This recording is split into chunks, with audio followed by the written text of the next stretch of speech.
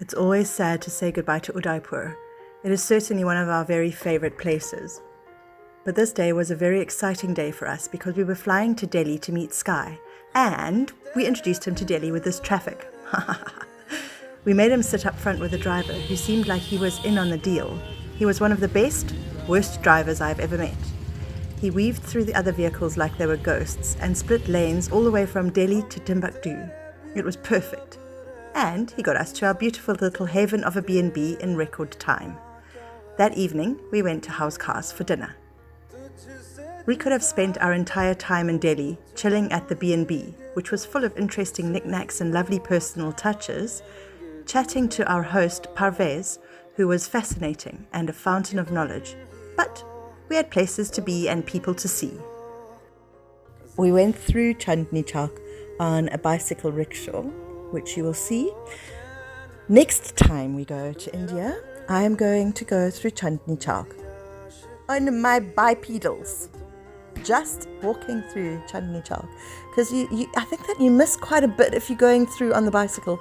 So you don't immerse yourself quite as much. You're kind of separated a bit from the hustle and the bustle, which I think suits Ed quite well, but I actually want to be in amongst the people, and I want to smell them and feel them and smile at them and take photos of them with them.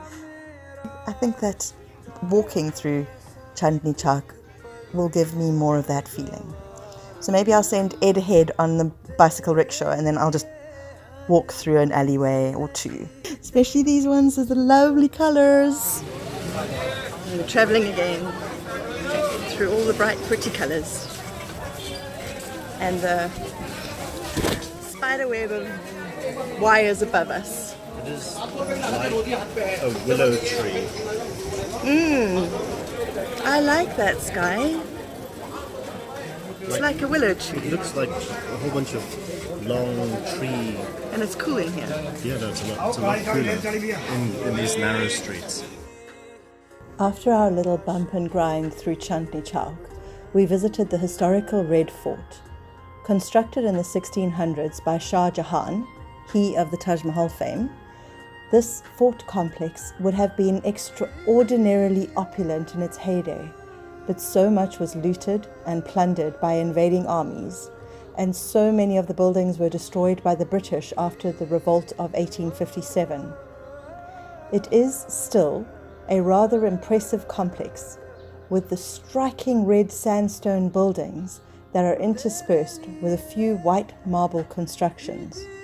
It is well worth the time spent exploring. And that evening we went to go and have dinner at a place that's famous for these sweeties. It's a vegetarian restaurant, and we had thalis, and Ed had I can't even remember what it was called. It was like that puff thing that you can see. But I got some more sweeties. Yo, today was really busy day. We wanted to show Skye all the places we had loved in Delhi on our last trip. We started out at one of my magical places, the Lotus Temple, which is a Baha'i house of worship. Everyone is welcome. It is a place of peace and tolerance amidst a sea of insanity. Our next stop was Humayun's tomb, the original garden tomb that inspired the making of the Taj Mahal. We had not managed to see the whole compound on our previous trip because we had been to a large number of spectacular historical complexes, and I just couldn't absorb any more stuff.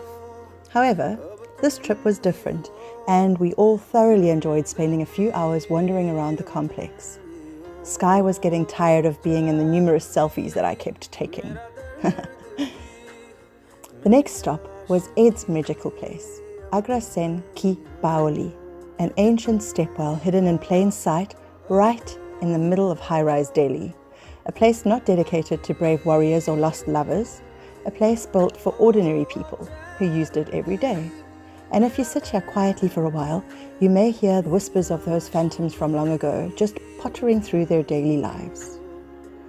After sojourning there for a while, we took the genius to Janta Manta, hoping that he could help us understand the intricacies of this fascinating astrological construction. But even he was flummoxed.